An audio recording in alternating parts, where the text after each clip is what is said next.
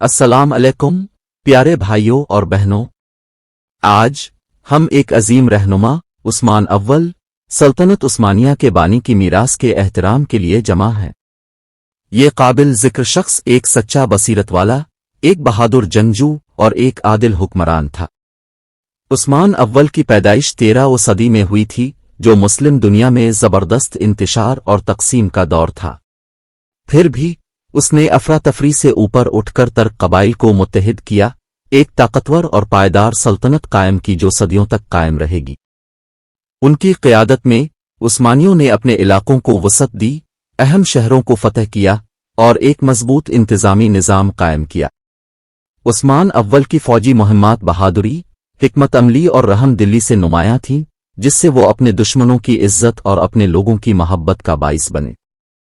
لیکن عثمان اول کی میراث ان کی فوجی فتوحات سے آگے ہے۔ وہ عالموں، شاعروں اور فنکاروں کا سرپرست تھا، جس نے مسلم دنیا میں ثقافتی نشت ثانیہ کو فروغ دیا۔ اس نے مساجد، مدارس اور ہسپتال بنائے، جس سے خطے کے فن تعمیر اور فکری ورثے پر دیر پا اثر پڑا۔